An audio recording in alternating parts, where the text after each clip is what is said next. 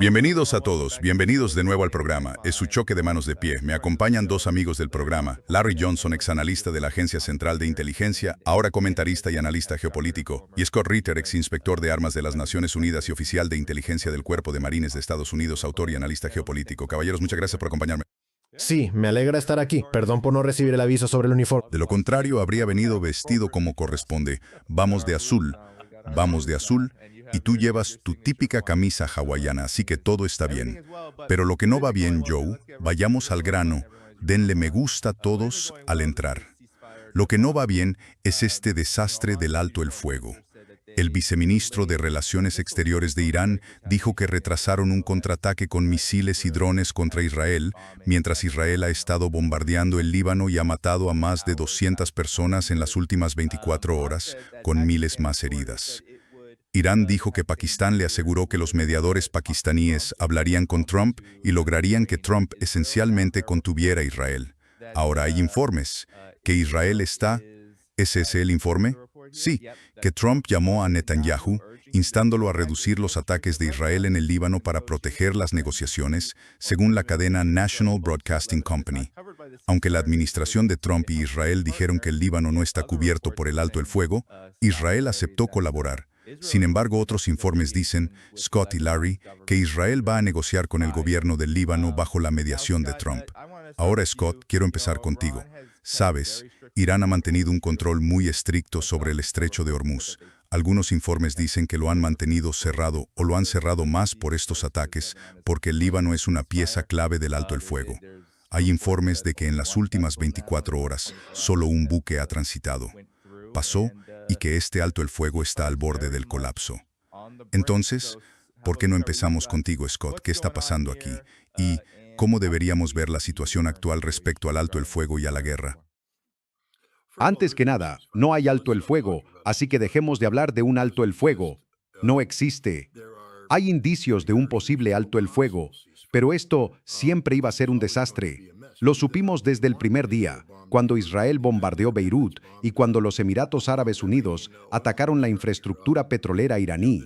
Este conflicto tiene muchas partes en movimiento. Además, Irán tiene 31 distritos militares autónomos, algunos de los cuales pueden no estar comunicándose eficazmente con el gobierno iraní. Y, al ser autónomos, si no han recibido la orden de cesar, pueden seguir operando. Así que esto siempre iba a ser un desastre. También es un caos político. Hay muchas líneas políticamente sensibles que Estados Unidos, el presidente Trump e Irán tienen que manejar. Lo que hay es un acuerdo de principio por el que los 10 puntos clave de Irán están sobre la mesa, y por parte de Estados Unidos, 15 puntos clave están sobre la mesa. Y las partes deben reunirse y empezar un proceso de 2 semanas para conciliar esos puntos. Así que la idea de que todo está acordado desde el principio es absurda. No se ha acordado nada por adelantado, salvo que hace falta hablar sobre... Es trágico lo que pasa en Beirut, absolutamente trágico, pero es Israel. ¿Qué esperabas? Hay un juego en marcha y se sigue un guión. La realidad es que Estados Unidos sí aceptó que el Líbano fuera parte del alto el fuego. Eso se dijo desde el principio, porque cuando aceptaron los puntos iraníes como precursor de más discusiones, el punto iraní decía que el Líbano estaría incluido. Los puntos estadounidenses no decían eso, pero eso no elimina automáticamente el punto iraní. Y el presidente de Pakistán dejó claro que Estados Unidos entendía que el Líbano estaría incluido. El problema es que Estados Unidos estaba negociando sin coordinarse con Israel. Así que ahora tienen que volver y coordinarse con Israel. A Bibi no le gustó nada. Dijo que podía tolerar una discusión con Irán, pero Líbano es un tema especial. Hezbollah es un problema particular y que necesitan, ya sabes, seguir haciendo lo que están haciendo. Lo que no pueden permitir es que Líbano se incluya automáticamente en Irán. Por eso Israel está jugando un juego donde ahora pueden, ya sabes, aparentar vincular cualquier alto el fuego a una negociación con el gobierno libanés, separada de las conversaciones entre Estados Unidos e Irán. Todo esto es solo parte del juego. Yo diría, y lo dejaré así, que tanto Irán como Estados Unidos han llegado al máximo de sus propias escaladas. Ir más lejos, para cada uno, sería invitar a un daño permanente, un daño político permanente a Donald Trump. lo que significa que las cosas se intensificarán. Se hagan cosas que no puedan revertirse a tiempo para tener un impacto positivo en las elecciones de noviembre. A Donald Trump solo le importa Donald Trump. Es el narcisista supremo. Tenemos que dejar de hablar de la seguridad nacional de Estados Unidos, de objetivos de política exterior, etc. Todo esto se trata del legado de Donald Trump. Y Trump está en pánico ahora porque la cosa no pinta bien para él. Así que, ya sabes, tenemos que dejar que Donald Trump sea Donald Trump. A Irán le preocupa llegar tan lejos que ya no importe si se levantan las sanciones, si se le causa suficiente daño. La promesa del gobierno iraní de cuidar al pueblo iraní no se cumplirá. En este momento, Irán está a punto de poder cumplir una promesa de 47 años al pueblo iraní de que habrá prosperidad económica, y ese es el objetivo iraní aquí. Hay otras cosas en juego. La cuestión nuclear es más de orgullo que de necesidad, así que Irán negociará sobre eso. El estrecho de Hormuz es cuestión de supervivencia. Así que Irán no lo negociará a la ligera, pero sí negociará alguna forma de administración conjunta. Hay mucho margen de maniobra aquí.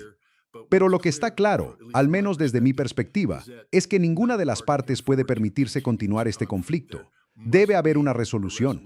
Habrá muchos juegos. Y, desafortunadamente, estos juegos implican muertes, como casi 300 libaneses. Pero no hay un alto el fuego, pero soy muy optimista de que lo habrá. Sí, Larry, ¿qué opinas de esto? Lo veo como una negociación entre dos personas sobre dónde y qué comer. Una de las partes, llamémosla Estados Unidos, quiere comer un trozo de estiércol de vaca cubierto de gusanos. La otra, Irán, quiere comer un filete. Entonces, ¿cómo crees que irá esa negociación? ¿Dónde está el punto medio? ¿No hay punto medio? Ese es el primer punto. Así que, los 10 puntos que planteó Irán no eran puntos negociables. Son sus expectativas y demandas de lo que debe cumplirse para que haya negociaciones. Así que no van a negociar cuánto del estrecho de Hormuz van a cerrar. De hecho, creo que el ayatolá Mustafa Khamenei acaba de decir, oye, ahora está bajo nueva dirección, así que quítenlo. Será el estrecho de Irán, no de Hormuz. Así que ese es el punto número 1. Número 2. Las sanciones deben levantarse. No van a firmar un acuerdo y decir, sí, prometemos que levantaremos las sanciones, como hicimos con el Plan de Acción Integral Conjunto. Irán ya ha pasado por ese camino, pero ellos firmaron ese acuerdo. Pensaron que incluso contaban con las garantías de Rusia y China en 2015. Y está firmado. Y de repente Europa va y dice, todavía no estamos seguros. Tienen que pasar por este aro. Tienen que hacer este paso extra. Y entonces Trump rompe el acuerdo. Y pese a haberlo firmado, pese a haber permitido a los inspectores, pese a haber hecho lo que exigía el acuerdo, no consiguieron una maldita cosa. Así que creo que ahora lo entienden. No vamos a prometerte, ya sabes, con juramento de meñique, que lo haremos. No, eso tiene que pasar antes de que muevan ficha en cualquier otra cosa. Número 1. Así que será interesante ver si Irán permite que Witkoff y Jared Kushner estén en la sala mañana. Y eso suponiendo que las conversaciones se lleven a cabo. Ahora, tenemos que ver cómo evolucionó esto. Cuando se anunció el acuerdo inicial, no estoy seguro de que Trump lo hubiera leído bien, pero como dijo Scott, sabes, Estados Unidos había aceptado, que el Líbano estaba sobre la mesa. El Líbano, Yemen e Irak. Esos tres. No era solo el Líbano. La reacción inicial en Israel y entre los sionistas, incluidos los sionistas cristianos como Huckabee, ese fanático cristiano de Arkansas, y luego Ben Shapiro y Mark Levin, se supo que era grave cuando Levin, que normalmente no puede hablar sin gritar, dijo, hay que darle un sedante, pegarle un par de dardos para que baje a un nivel de normalidad. Estaba casi deprimido y hablaba en voz baja. Así que eso me dijo de inmediato, uy, viene la tormenta. y esto se acordó el martes por la noche. Así que, entre el martes por la noche y el miércoles por la mañana, creo que Trump recibió varias reprimendas verbales. Diccionet, y enao, y el pero que, el que,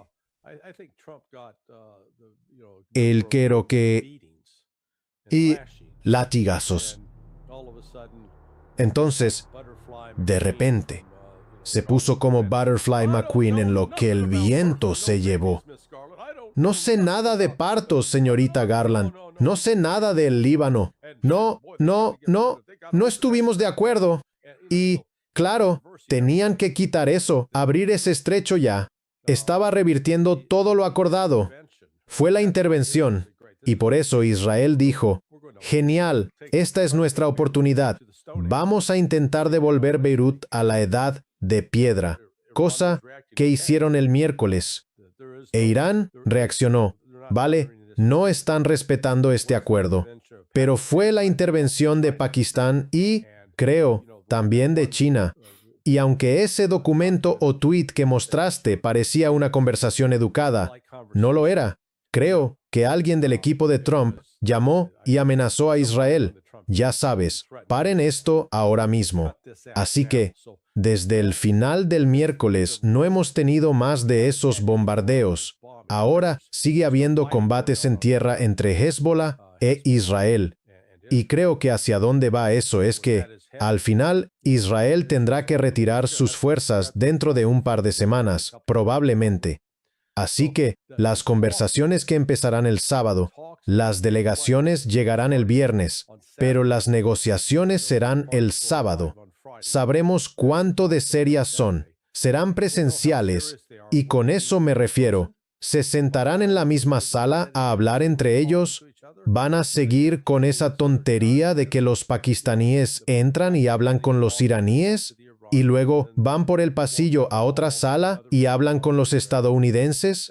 Eso es ridículo. A eso lo llaman diplomacia ridícula. Y eso no logrará nada.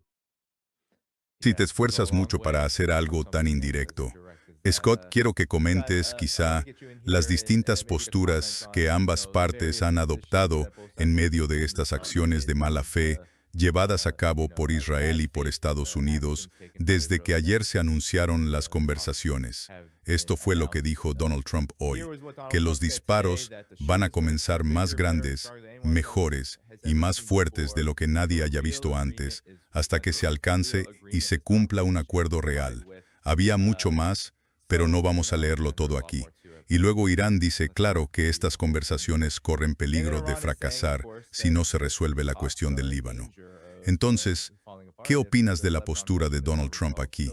La postura de la administración de Donald Trump siempre parece mucha fanfarronería, hablando de volver y destruirlo todo. Si Irán no hace lo que dice Estados Unidos, no parece que vaya a ceder. Y, ya sabes, Donald Trump, Larry mencionó a China. Algo de lo que oí sobre por qué China se involucró es que, bueno, ¿qué pasa si Estados Unidos hace lo que amenazó hace un par de días? Y luego Irán hiciera lo que dijo que haría en represalia, atacar la energía del Golfo. Bueno, gran parte de la energía mundial sería destruida y eso dañaría a China, eso dañaría toda la economía mundial. ¿Y cuál es tu reacción ante estos acontecimientos? Pues, primero que nada, me remito a Juego de Tronos, primera temporada. Por cierto, me encanta esa serie, sé la referencia que vas a hacer. La pondremos, señor. ¿Qué parte de la primera temporada?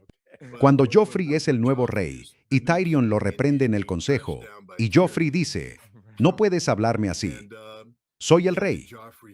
Y él le responde, soy el rey.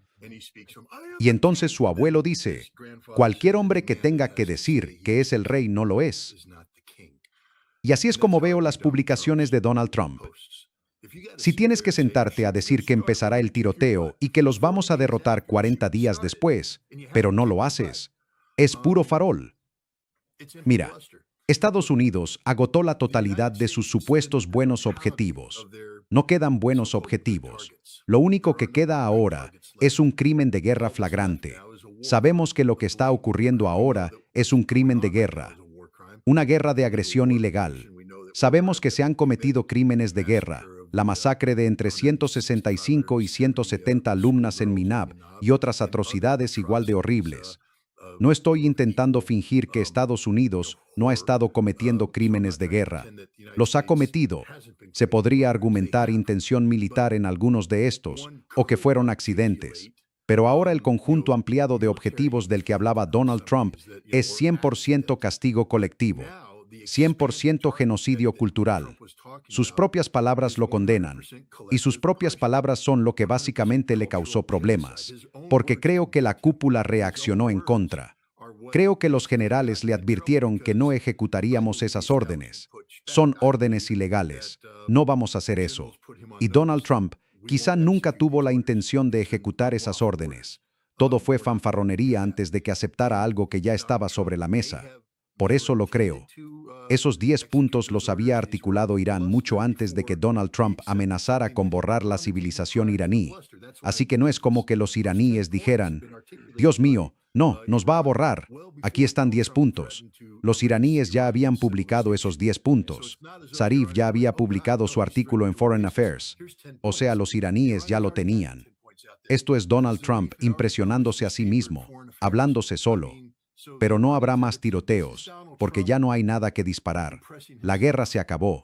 Perdimos. Simplemente no puede admitirlo. Sabes, no hay nada más que podamos hacer. Nos hemos quedado sin cantidades significativas de municiones guiadas de precisión de largo alcance, así que ya no podemos efectuar ataques a larga distancia, no de manera significativa.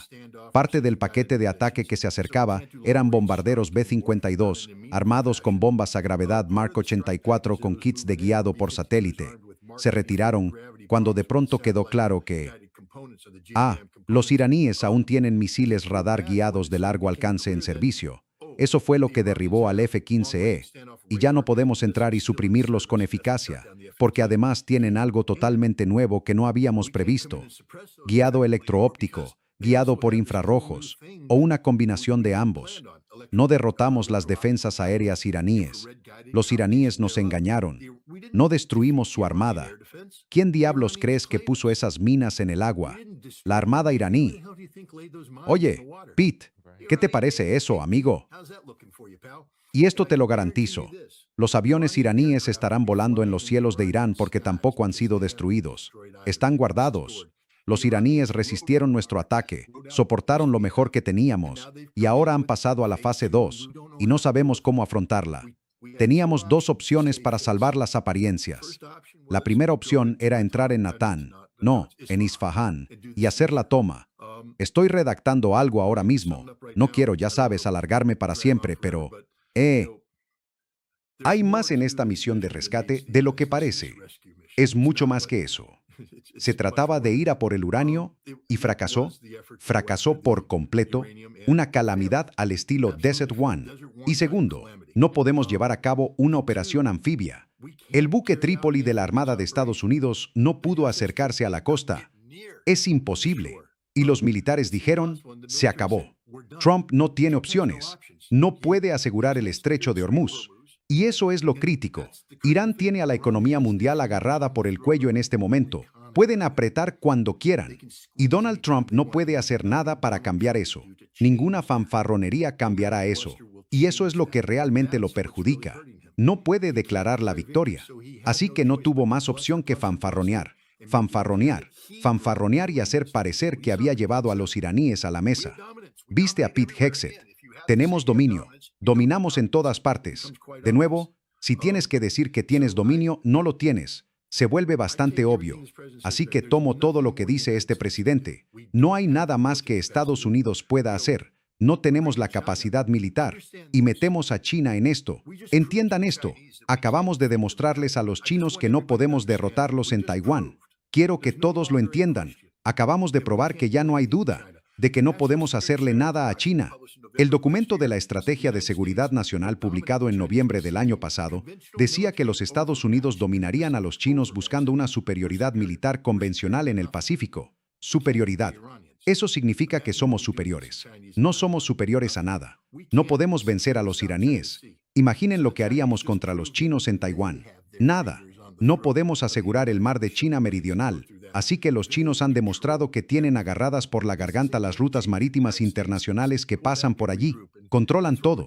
Esto cambia las reglas del juego. Los Estados Unidos necesitan retroceder y reagruparse.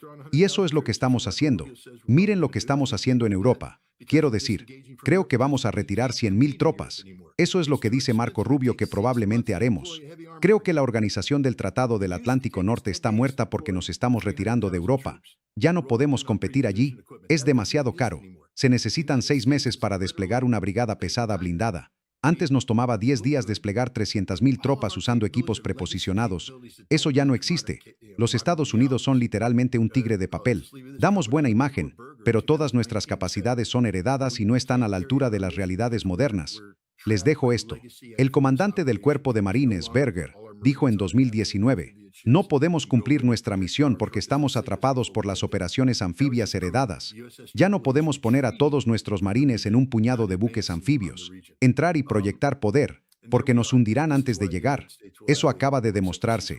El buque Trípoli de la Armada de los Estados Unidos se está retirando de la región, no avanzando hacia ella. Y ahí estamos. Por eso los Estados Unidos aceptarán un alto el fuego. Será interesante ver cómo lo manejamos. Larry, por favor, adelante. Bueno, ya sabes, mientras peleemos como en Granada, hombres, somos unos duros. En 1983, cuando invadimos Granada, había un equipo de operaciones especiales de la Marina dirigido por su comandante. Creo que era el comandante. Quizá era el teniente comandante Rick Woolard. Y Rick era veterano de Vietnam. Él y su equipo de operaciones especiales de la Marina fueron a asegurar al gobernador de Granada. Y los detuvieron. Y entonces, ya sabes, llevaban básicamente rifles de cañón corto y pistolas. Estaban acorralados por unas ametralladoras calibre 50, ametralladoras pesadas manejadas por unos cubanos. ¿Y qué hicieron? Tuvieron que esperar hasta que los marines desembarcaran y desplegaran sus tanques. Y los tanques subieron rugiendo por la carretera. ¿Y por qué cuento una historia de hace como 43 años? Pues ahora los marines se deshicieron de sus tanques. Así que si pasara lo mismo hoy, Rick y sus colegas estarían jodidos, ¿vale? Porque los marines no podrían venir a rescatarlos, ya no tienen tanques. Y es justo de lo que hablaba Scott. Tenemos un modelo militar del siglo XX. Se basa, ya sabes, en portaaviones que salen a mar abierto y llevan poder aéreo a bordo y caramba pueden proyectar fuerza, excepto que si se acercan a 500 millas de la costa, ahora son vulnerables a estos misiles hipersónicos. Y en el caso de China, tienen que mantenerse como a 1.000 millas de distancia. Eso crea un problema para proyectar poder aéreo porque el radio de combate de los F-35 es de unos 500 o 600 millas. Haz las cuentas. Si estás a 700 millas de la costa y lanzas tus F-35, van a tener que repostar en algún sitio. Y esos aviones cisterna son blancos bastante fáciles de derribar, no son furtivos. Así que tenemos ese problema.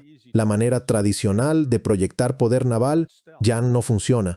Y eso quedó de manifiesto en el Mar Rojo hace 8 meses, cuando intentamos garantizar la libertad de navegación. Al menos tenían un objetivo muy concreto, militar, y la Armada de Estados Unidos fracasó. Los hutíes los expulsaron del Mar Rojo, pero Donald Trump, al estilo clásico de él, proclamó que habían capitulado. Así que vamos, chicos, hemos ganado. Ellos han perdido. Vamos, nos retiramos. Y, ya sabes, me imagino a los hutíes. Sería como un sketch de Monty Python. Los dirigentes hutíes estarían sentados en la mesa diciendo, ¿capitulamos? ¿Tú capitulaste? ¿Yo? Ni siquiera sé cómo se escribe capitular. Ya sabes, ese tipo de cosas. Así que hemos llegado a la era de la victoria fingida. De igual forma, las fuerzas terrestres. Hombre, tenemos este ejército. Vamos a invadir. Bueno, tenemos como 452,000 en el ejército ahora y creo que son como 140,000 en los marines. Y ya sabes, eso se queda corto en comparación. Tuvimos aproximadamente ese número total en tierra en Vietnam en el apogeo en 1968 y 1969. Así que no podemos desplegar ese tipo de ejército. En 2003, cuando íbamos a invadir Irak, tuvimos 11 meses para reunir tropas en Kuwait y Arabia Saudita. Creo que la cifra fue de 165,000. Vaya, hoy no podemos hacer eso. Quiero decir, si lo hicieras hoy, los golpearían con misiles y con drones. Como recuerda Scott de aquellos días, saliendo a cazar Scud, pues los Scud, bueno, nunca los encontramos. Y además no eran muy efectivos. Hoy no. La combinación de misiles y drones lo hace completamente inefectivo. Así que nos queda el poder aéreo. El poder aéreo tiene sus límites. Y los iraníes observaron con atención hace 23 años lo que nosotros le hicimos a Irak. Y dijeron, está bien, no podemos dejar esto a la vista. No, no podemos. Tenemos que meternos bajo tierra. Así que han desplazado una enorme cantidad de sus activos militares bajo tierra. Y nosotros, por muchas bombas perforantes para búnkeres que lancemos, no los alcanzamos. Esto nos lleva a la pregunta, ¿cómo se define la victoria? Bueno, tienes que tener objetivos. Irán no eligió esto, así que tiene un objetivo: sobrevivir y forzar al otro lado a que acuda a negociar. Eso es exactamente lo que ha pasado. No fue Irán corriendo a Pakistán suplicando, por favor, avisen a los estadounidenses, diles que lo sentimos, nos someteremos y pueden hacernos lo que quieran. No, fue al revés. Eran los Estados Unidos los que suplicaban. Y Israel es demasiado estúpido y demasiado orgulloso para suplicar, pero lo necesita, porque su propio jefe del Estado Mayor advirtió al gobierno hace 2 semanas, nos estamos colapsando, no podemos continuar así. Así que Estados Unidos lo va a presentar como si fuera una gran victoria. Forzamos a los iraníes a rendirse, y los iraníes podrían permitir que parte de eso ocurra sin desafiarlo, mostrándose algo benevolentes, pero van a insistir en que esta guerra contra el Líbano se detenga ahora. Y si no se detiene, es decir, de nuevo a las estaciones de combate. Y eso deja al mundo en un estrecho difícil. Y ese estrecho se llama el Estrecho de Hormuz, porque los iraníes básicamente tienen al mundo a su merced. Es peor que un estrangulamiento. Es purísima la sé que los idomís. Sí, Scott y Larry, cuando vi que Irán dijo públicamente que cualquier barco que atraviese el estrecho de Hormuz necesitará coordinación naval, porque allí hay minas desplegadas. Y si la Marina y las fuerzas militares no están coordinando y escoltando, pues podrías volar por los aires. Así que eso fue muy interesante, especialmente ahora. Pero sí. Permítanme intervenir. Que Scott proponga un plan de batalla para retomar el estrecho de Hormuz, porque quiero que explique lo realmente difícil, si no imposible, ¿qué es esto? Sí, Scott, por favor. Esa es una gran pregunta. Entonces, si voy a tomar el estrecho de Hormuz, primero que nada, vas a tener que entrar por Jordania, porque no puedes desembarcar 300,000 o 400,000 soldados estadounidenses en Arabia Saudita, tan cerca de la Meca y Medina. Así que tendrás que entrar por Jordania. Esto implica pasar por Irak, y eso estará disputado. Así que desde el principio vamos a tener un combate previo para asegurar las líneas de comunicación a través de Irak. Tendrás que montar varios centros logísticos en el camino.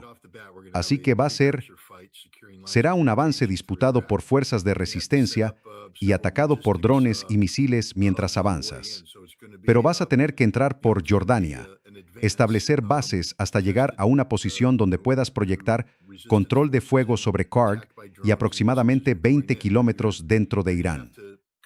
Y entonces tendrás que iniciar una campaña aérea que durará lo que haga falta para suprimir la resistencia significativa allí. Y después tendrás que desembarcar tropas y barrer la costa. Va a llevar tiempo. Cuando lo planeamos y llevamos tiempo con esto, íbamos a entrar por Chabahar, una entrada forzada en Chabahar. Estamos hablando de entre 60.000 y 80.000 marines, seguidos por entre 120.000 y 200.000 soldados del ejército. Ese era el plan original. Ese plan se modificó y terminó siendo la Operación Escudo del Desierto y Tormenta del Desierto. Bueno, pero de eso estamos hablando, del número de tropas. Así que, desde el principio, y ahora además tenemos que defender una larga línea de comunicaciones. Hay que casi duplicar las tropas. Necesitamos defensa aérea, que no poseemos. Sí, no podemos hacerlo. Ese es el problema. No podemos hacerlo. No tenemos la capacidad para... Si de verdad quieres planearlo, diría que tendríamos que movilizar a los Estados Unidos de América. Tendríamos que desplegar a 2 millones de hombres y mujeres, principalmente hombres uniformados. Y básicamente tendríamos que hacer una invasión y ocupación al estilo de la Segunda Guerra Mundial en la marcha de avance. Tendremos que ocupar Irak. Y luego tendríamos que entrar en Kuwait y ocupar Kuwait. Y luego tendríamos que barrer hacia Irán y avanzar hacia el sur. Y ya sabes, estamos hablando de millones de tropas para hacer esto. Y aún así, podríamos no ganar porque las líneas de comunicación son demasiado frágiles. Ya sabes, los misiles iraníes causarían estragos en nuestra logística.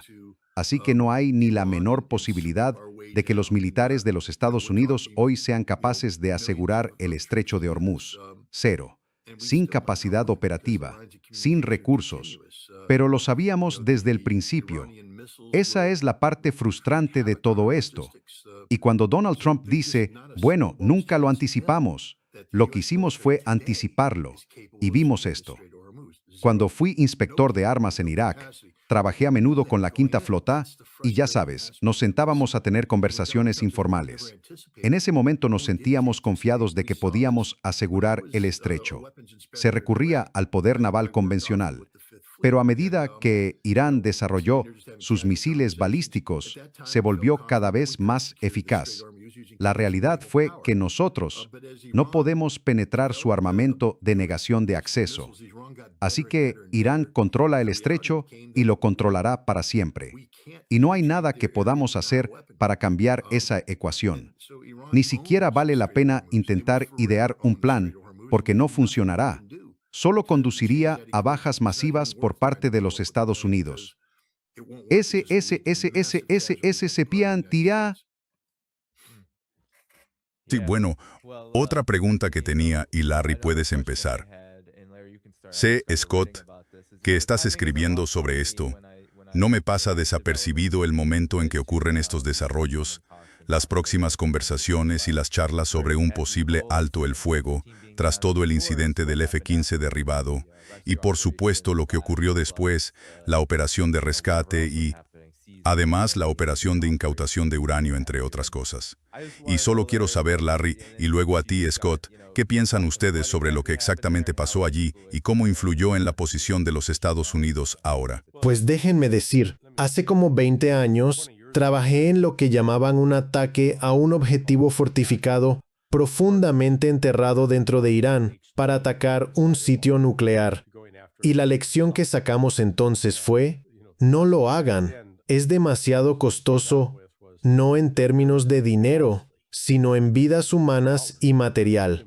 Creo que, ya saben, el despliegue y la orden se dieron en algún momento alrededor de marzo o el 10 u 11 de marzo, porque vimos entonces un aumento en los despliegues desde todas las bases de los Estados Unidos que sirven a las Fuerzas de Operaciones Especiales de los Estados Unidos. Se vio saliendo del Hunter Army Airfield en Georgia, que tenía al Regimiento 75 de Rangers y un elemento de la Fuerza de Tarea 160, saliendo de la base aérea Pope, que albergaba tanto a la 82 Pomos en Ponto de División Aerotransportada, pero también a Delta Force y a otras unidades como el 24 Pomo Squadron de Tácticas Especiales, que son, los más destacados. Esas son las unidades paracaidistas de operaciones especiales para rescatistas y controladores de combate, pero son los que salen a recuperar a la gente. En Fort Campbell, Kentucky, estaban cargando y movilizando al 160 Musquare Regimiento de Aviación de Operaciones Especiales. También estaba el otro batallón de Rangers de la base conjunta Louis McChord. Había equipos SEAL saliendo de la Estación Aérea Naval Oceana. Las únicas veces que vi reunir fuerzas así fue para un ejercicio gigantesco o para una operación real.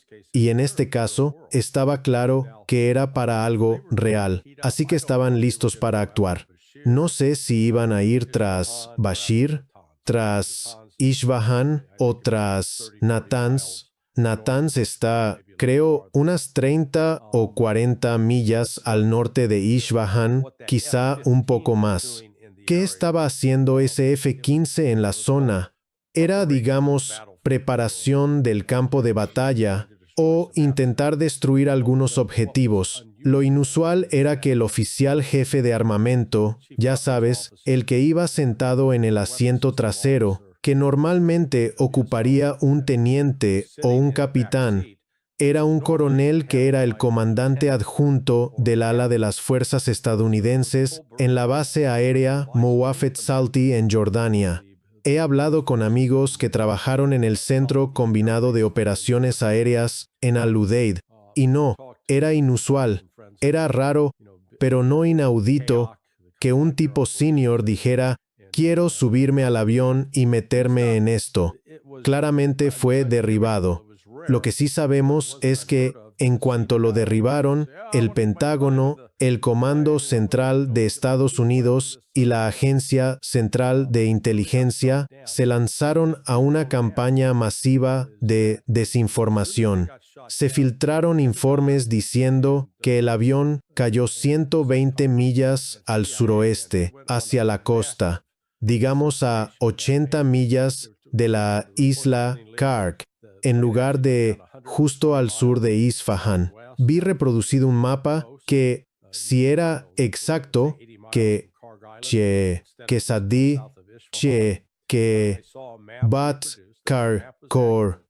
El coronel, después de eyectarse del avión, quedó ubicado en una encrucijada cerca de la intersección de la autopista 65 norte-sur, y el coronel aterrizó, digamos, a 3 o 4 millas de allí. Probablemente se rompió el tobillo. También hay informes de una pierna rota, pero pudo arrastrarse y cojear aproximadamente 1 milla por la ladera de la montaña y ocultarse. Ahora, después la Agencia Central de Inteligencia empezó a difundir esta patraña. Ah, lo encontramos por su latido del corazón. Detectamos su latido desde el espacio exterior. ¡Qué mierda! Vale, pero están lanzando esa historia para intentar ocultar qué otra capacidad pudieron haber usado para localizarlo. Porque la única forma de identificar a alguien por su latido es grabarlo antes. Vamos a registrar tu latido. Lo vamos a digitalizar. Lo vamos a guardar en un archivo. Y cuando te estrelles, podremos ir a buscarte. Ya sabes, encuentren el latido del soldado Shmukatela, por favor. Bip, bip, bip, bip. Ya sabes. Así que, sí. Esta es la pregunta, y es raro, así que solo lo expongo. Estoy intentando trazar un escenario que tenga sentido para lo que vemos. Lo que vemos en tierra. En lugar de aterrizar en una pista en un valle a unos 8 kilómetros al norte, estos aviones T-130J aterrizan en un terreno desértico que está de hecho junto a uno de los santuarios sagrados de Alí. Cada uno lleva 2 Little Bird, 2 helicópteros AE-6 Little Bird. Sabemos por simple cálculo que si tienes 2 C-130 cargados con 2 AE-6 cada uno, la cantidad máxima de tropas que puedes llevar en cada avión, aparte de la tripulación de 3, es básicamente unos 15. Eso es como máximo. Eso nos da un total de 30. Y me pregunto, ¿cómo repartes esos 15? ¿Vas a llevar a los 2 pilotos que necesitaría cada Little Bird? No. Si estás ejecutando una misión de rescate, solo quieres 2 pilotos para un Little Bird en cada avión. Así que tienes un total de 4 pilotos entre los 30. Eso nos deja con 26. Entonces, ¿cuántos para rescatistas quieres? Bien, de nuevo, pondría 2 pararescatistas en un C-130 y otros 2 en el otro. Tienes respaldo en caso de que le pase algo al primero.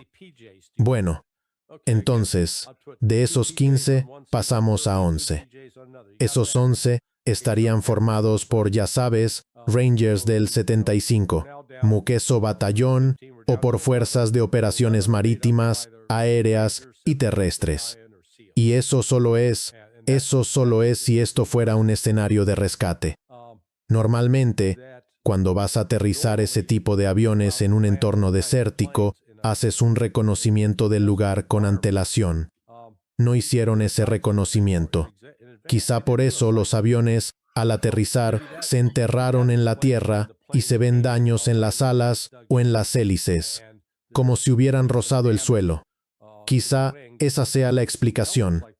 Pero también, en algunas fotografías que nos facilitaron se ve que el brazo que se usa para el reabastecimiento en vuelo estaba atravesado por disparos. Así que ¿acaso esas máquinas fueron ametralladas y derribadas del cielo? Es una posibilidad.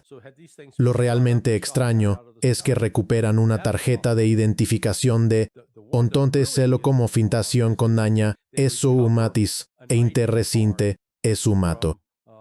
Pues del fuselaje junto a ella.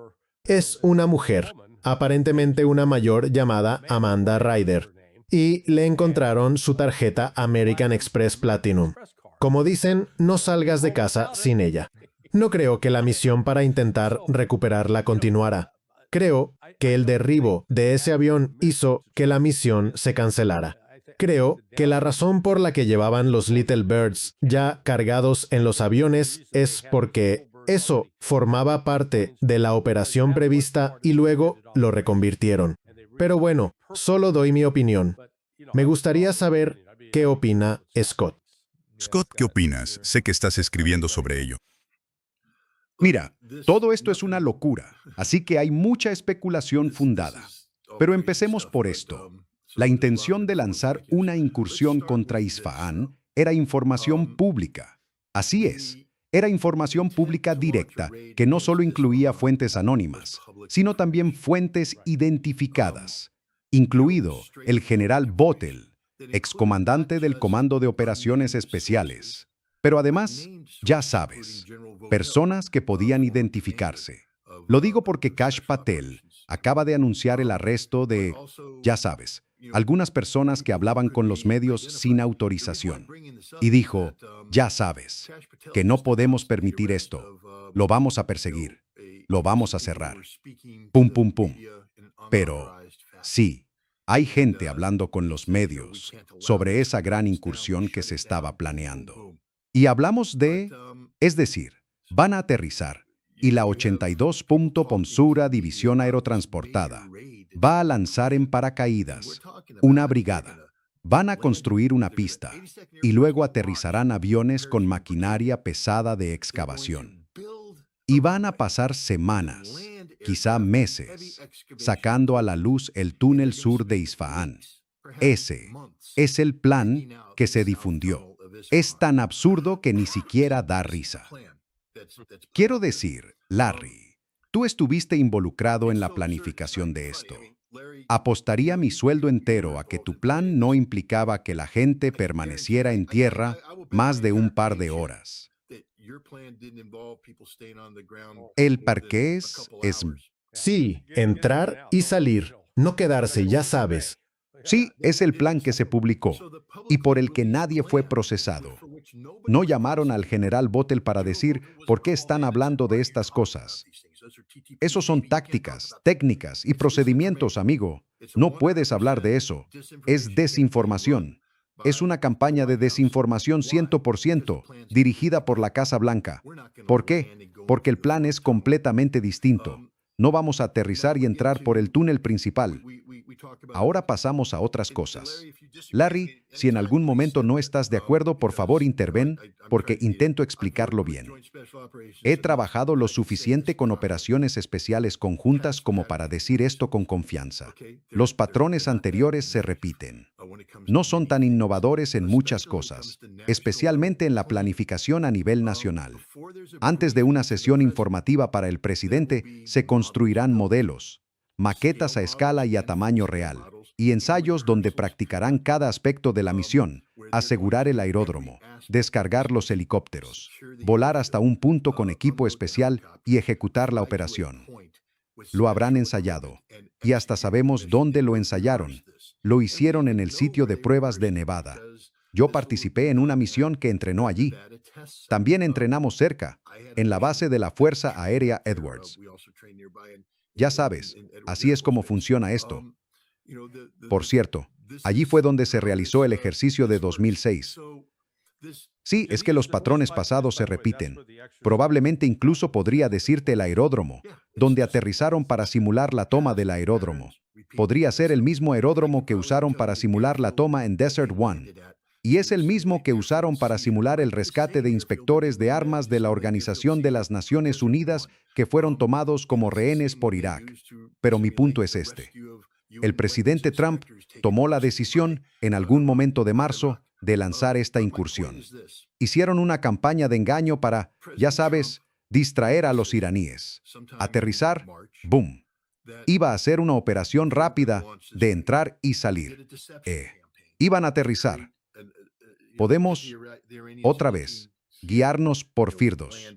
Lo que ahora sabemos sobre Firdos es que, bueno, había un conducto de ventilación. Cuando tienes instalaciones tan profundas bajo tierra, habrá conductos de ventilación. Tiene que haber conductos de ventilación. Es necesario por seguridad. No puedes funcionar allí abajo sin eso. Y lo que, ya sabes, hizo la Agencia de Proyectos de Investigación Avanzada de Defensa fue estudiar. Eso, no sé cómo lo llaman ahora, la Agencia Nacional de Inteligencia Geoespacial. Antes se llamaba Agencia de Cartografía de Defensa.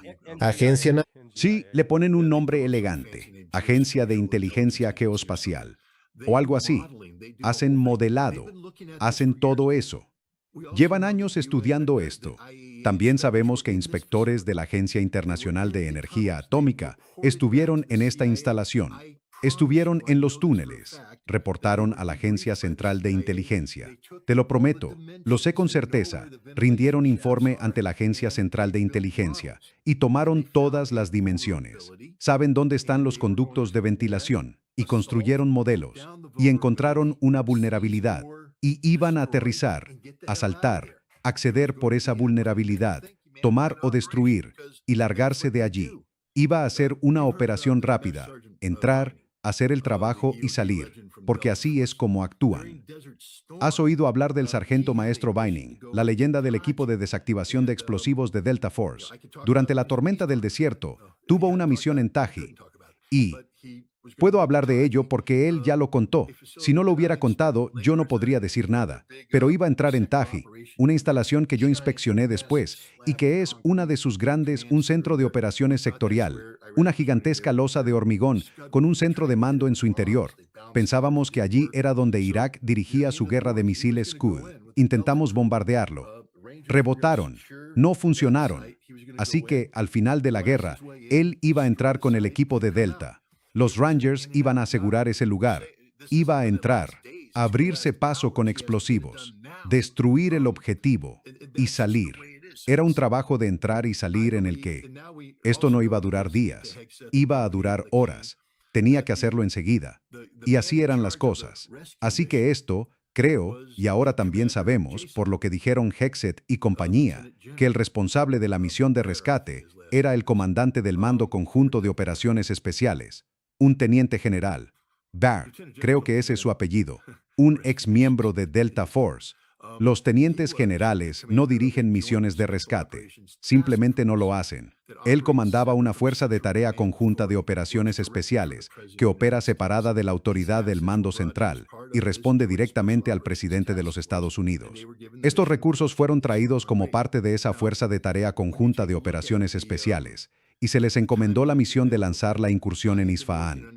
Ahora, cuando miras las cronologías disponibles, yo había supuesto que quizá les dieron una orden de última hora. Es decir, que sacar ese núcleo era tan importante que tuvieron que dejar todo lo demás para lograrlo. Ya no lo creo, porque si miras el equipamiento embarcado en las aeronaves, creo que esto fue la toma de un aeródromo. Habría entrado escalones de refuerzo que fueron cancelados porque salió mal desde el principio. Pero lo de rescatar a ese piloto, no creo que enviáramos helicópteros. No creo que los equipos SEAL de la Armada de los Estados Unidos hayan contactado al hombre. Creo que este tipo fue recogido antes o algo por el estilo. Pero, porque solo uno. El presidente dijo que solo había 3 helicópteros Little Bird. Puede que se haya expresado mal, pero también mencionó, ya sabes, un cargamento que llevaba equipo especializado, incluidos misiles antiaéreos. Eso significa que estás tomando un aeródromo. De nuevo, volvemos a Desert One. No cambian su forma de operar. Cuando tomaron Desert One, la pista que Jim Carney había preinspeccionado, llevaron misiles tierra-aire. Eso era lo suyo. Estaban allí para protegerse contra posibles ataques aéreos. Este equipo tenía una dotación similar, con equipo de defensa aérea más moderno. También tenían equipo especializado para escalar, equipo de alpinismo, como lo llamó el presidente. No iban a escalar montañas, iban a entrar en la montaña y bajar por... Todo eso iba en un palé que se podía retirar. 2 de los 3 helicópteros AE no desembarcaron. Estaban dentro de la aeronave y quedaron destruidos cuando explotó. Solo uno salió de la aeronave. Y según los iraníes, no voló. Los iraníes dicen que no hubo misión de rescate aéreo. La descargaron. Bajaron algunos vehículos, los de la toma del aeródromo. Pienso en vehículos todoterreno, algunas motocicletas para asegurar el aeródromo. Pero como... Al parecer, uno de los aviones también recibió fuego antiaéreo. Los iraníes aseguran que lo impactaron. Y hay evidencias físicas que lo sugieren. Esto salió mal desde el principio. Y cuando salió mal, tuvieron que ver si podían salvar el avión. Así que lo transformaron de una incursión fallida en Isfahán a una misión exitosa de recuperación del piloto. Pero no hay nada de lo que ocurrió en tierra que permita creer que este equipo salvó a ese piloto. Sí, diré esto. Los tipos con los que hablé estaban legítimamente activados para lo que llamaron una misión de recuperación de personal.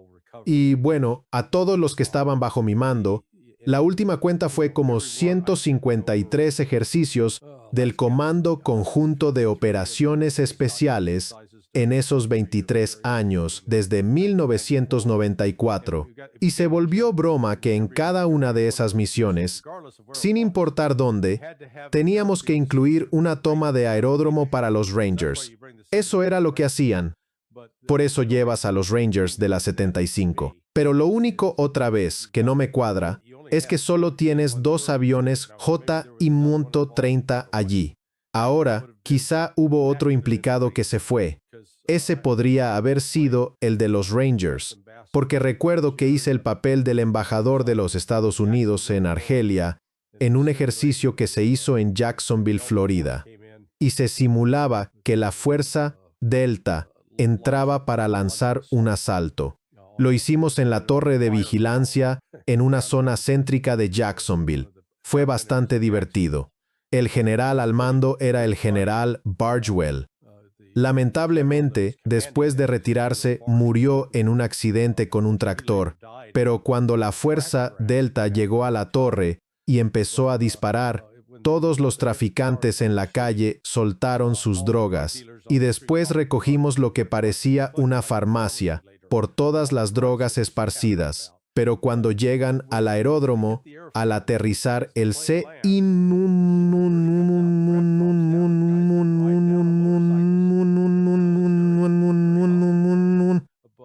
para atares canacelas, para atares sabonada. Pero cuántos cicletas sim la situación nos acionos. Después recogimos lo que parecía una farmacia por todas las drogas esparcidas. Pero cuando llegan al aeródromo, al aterrizar el Barasatero que sico pies esposar de explicación que dieron Donald Trump, John Ratcliffe y Pete Hegseth el otro día. Y lo del general Kane fue una mentira, no fue cierto. Lo maquillaron. Le estaban poniendo lápiz labial al cerdo y una peluca también, pero no fue como dijeron. Así que hay muchas cosas, yo lo he investigado. Todavía tenía autorizaciones y estaba dentro cuando tuvo lugar la operación Red Wing, lo que acabó siendo la película Lonely Survivor. Así que veía en tiempo real lo que pasaba. También vi en tiempo real la eliminación de Bin Laden. Y todo lo relacionado con la muerte de Pat Tillman. Lo único que veía era que de forma consistente tienden a mentir. No te dan la verdad, te dan un montón de mentiras. O bien es para encubrir incompetencia, o a veces para ocultar información genuina de seguridad operativa. Sí. Sí, bueno, en los últimos 5 minutos más o menos, sus 2 puntos de vista sobre esta cuestión. ¿Hasta qué punto este incidente, y lo más amplio, porque ahora hay más informes, por ejemplo, sobre Kuwait y el desastre allí que llevó a los ataques con drones por Irán, que causaron la mayor cantidad de bajas de las tropas de Estados Unidos durante la fase cinética de este conflicto? ¿En qué medida todo esto llevó a que Estados Unidos y Donald Trump aceptaran trabajar por un alto al fuego y por un eventual fin del conflicto? Scott, tu primer... Creo que el fracaso de la incursión en Isfahán fue la gota que colmó el vaso. Se habló de una operación anfibia contra Karg.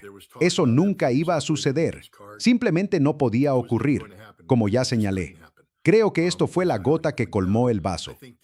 El cierre del estrecho de Hormuz fue lo que echó por tierra toda la operación. Esto fue una humillación, y el presidente no tuvo más opción que entrar en su modo estrafalario para aparentar que obligó a los iraníes a aceptar un acuerdo que ellos ya habían dicho que estaban dispuestos a discutir. Pero por eso creo que esto merece tanto escrutinio. Fue la clave. Era la apuesta de alto riesgo que Donald Trump iba a hacer para conseguir una victoria. No creo que fueran a recuperar material nuclear, porque eso es demasiado pesado y hay demasiado. Creo que entraban para destruirlo. Y eso es todo. Bueno, Danny, me tengo que ir ahora.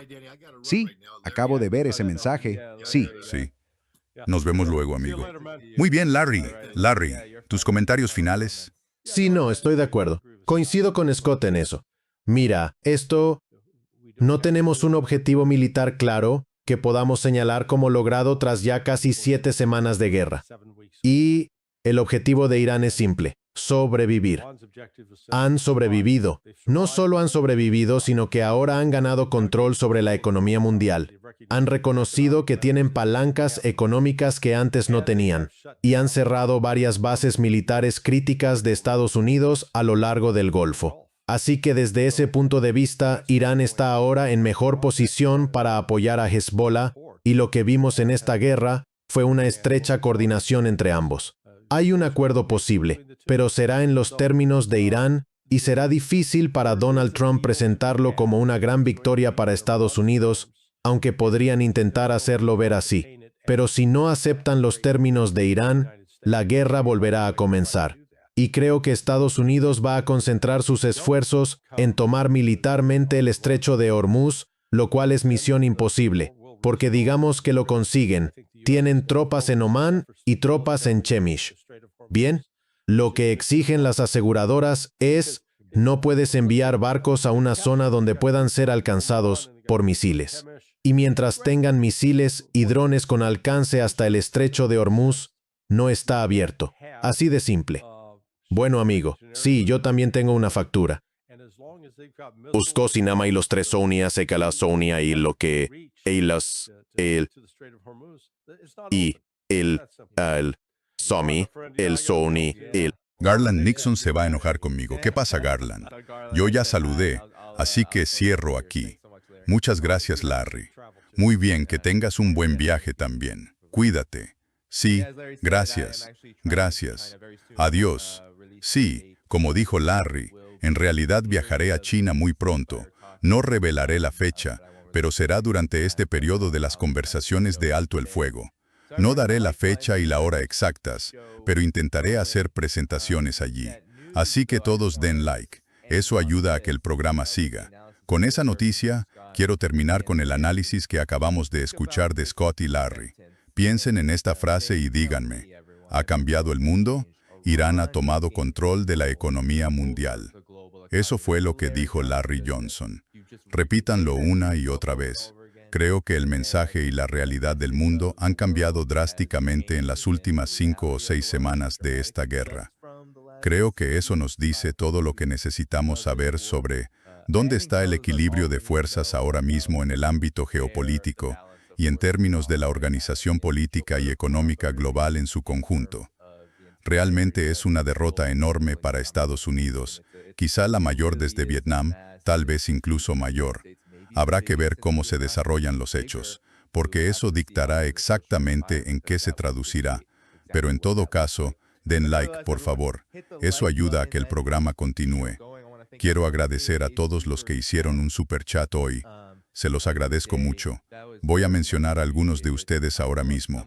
¿Por qué no respondieron a Estados Unidos cuando los bombardearon al final de la guerra de 12 días? Espero conocerte, Scott. Buena pregunta. Mi opinión es que lo que hizo Estados Unidos durante esos llamados bombardeos, los bombarderos B-2, sobrevolando las instalaciones nucleares, debió haber sido coordinado y el daño no fue significativo. Y creo que por eso fue un acuerdo. Creo que fue un acuerdo para darle a Donald Trump, ya saben, el gesto fuerte que necesitaba para decirle a Israel que parara. The Cradle dijo que Estados Unidos trabajó con Israel para atacar. Sí, creo que te refieres a atacar a Irán o a Líbano. Pero de todas formas, sí, Estados Unidos siempre trabaja con Israel. Así que no podemos decir que no. Siempre lo es. Sea lo que sea que haga Israel, Estados Unidos lo hace. Gracias, Danny, por tu trabajo y por traer a los mejores analistas. Muchas gracias por este generoso superchat. Aquí hay uno que dice, deberías meterte en política, Danny. Foundation of Black America. Te lo agradezco. Bueno, lo agradezco. Nunca entraré en la política, pero lo agradezco. Entraría en la política cuando el sistema sea distinto. ¿Qué te parece? Cuando hayamos logrado un sistema justo y equitativo para la humanidad. Me encanta Larry Shurka en el programa, así como Scott y todos los demás. Yo también te quiero, muchas gracias. ¿Quién lo dijo? Yo. Sí, hola, ¿qué tal? Gracias por vernos. Te conozco de DD Geopolitics. Gran comentarista, todos deberían seguir a DD Geopolitics en YouTube. Es muy posible que, dice, Rusia enfrentó presión diplomática de sus aliados para negociar con Ucrania. Irán enfrenta... Sí, creo que hay algo de presión sobre Irán, ¿no? Y creo que esa es mi postura sobre el tema. Y luego yo también me voy. Mi postura sobre por qué Irán está dispuesto a participar en este proceso sí tiene mucho que ver con China, pero no creo que China esté intentando forzar a Irán a detener la guerra. Creo que Irán, así como China y Pakistán, miraron lo que iba a pasar y vieron que sería un desastre enorme para ellos. Habría sido un desastre para el mundo multipolar, Irán podría salir adelante, China también podría salir adelante. Pero si Estados Unidos cruzara la línea roja y empezara a bombardear la infraestructura energética, los puentes y todo eso a gran escala, o al menos a la mayor escala posible, aunque solo lo hicieran una vez, entonces Irán se vería obligado a golpear con fuerza a Emiratos Árabes Unidos, Arabia Saudita, Qatar y los países del Golfo, atacar la energía, dejarlos sin luz e incluso causar daños irreparables, lo que, para Pakistán y para China, que por cierto tienen una relación muy estrecha, eso habría sido muy difícil económicamente a largo plazo porque habría causado daños duraderos. Por eso creo que China intervino para mediar. Pero realmente creo que fue Pakistán el que dijo, mira, con China respaldándolo. Le dijeron a Estados Unidos, mira, si hacen esto no les va a ir bien, no le va a ir bien a nadie, nos va a perjudicar mucho, sus intereses van a quedar devastados y destruidos. Y por supuesto Pakistán fue a China y le dijo, oye, nuestra relación es muy buena, solo entiendan que si no logramos que Irán, ya saben, si no logramos que esto pare, las consecuencias de la escalada serían demasiado graves. Así que creo que eso fue lo que pasó. Quiero decir, claro, no tengo los detalles, no sé lo que ocurría en los pasillos ni en los canales privados, en las llamadas o cosas así. Pero eso parece ser la razón por la que China intervino. No fue para disciplinar a Irán y decirle que deje la guerra. No. Si Irán está siendo atacado, China, como la mayoría, sigue la Carta de las Naciones Unidas. Es como, no, tienes que defenderte. Pero si hay una oportunidad de lograr que Estados Unidos pare, la van a tomar porque lo que se decía o prometía, sobre todo por parte de Irán, porque con Estados Unidos nunca se sabe lo que hará la administración de Donald Trump o cualquier administración de Estados Unidos. En realidad son palabras, exacto. Pero si esas palabras, los ataques que acabarían con la civilización, se hubieran materializado, si hubieran realizado cualquiera de esos ataques contra la energía, entonces, sí, habríamos visto a Irán responder de la misma manera y China confía en que Irán lo haría. Así que no quisieron verlo. Realmente nadie quería verlo. Habría surgido por la necesidad provocada por esta guerra criminal. Y ahora llegamos a la conclusión de que Irán tiene control sobre una gran parte de la economía global y Estados Unidos no puede hacer nada al respecto, lo cual es realmente el gran jaque mate final. Sin más preámbulos, denle me gusta, suscríbanse al canal si no lo han hecho, vayan a la descripción del video. Pueden encontrar el sitio web de Scott Ritter, scottritter.com. Pueden apoyarlo allí. Pueden encontrar el sitio de Larry Johnson, Sonar 21. Pueden seguirlo y apoyarlo allí. Todos los lugares para apoyar este canal, Patreon, Substack y mucho más. Pueden apoyar mi canal a través de esas plataformas. Mañana, 10 de abril a la 1 de la tarde, hora del este, estaré con Pepe Escobar para continuar la cobertura diaria. Bueno, sin más preámbulos, fue un gran programa. De verdad, fue un gran análisis, un gran programa. Seguiremos con esto todo lo que podamos mientras avance la nueva fase de la guerra. A todos los que siguen ahí, hoy tuvimos mucha gente, casi 30,000, todavía hay 21,000 conectados. Asegúrense de darle al botón de me gusta. Si aunque sea la mitad de ustedes lo hace, ayudaremos a que el algoritmo de YouTube lo muestre a más gente. Eso es todo. Se lo agradezco mucho. Nos vemos mañana a la 1 de la tarde, hora del este, 10 de abril. Hasta entonces, adiós, das.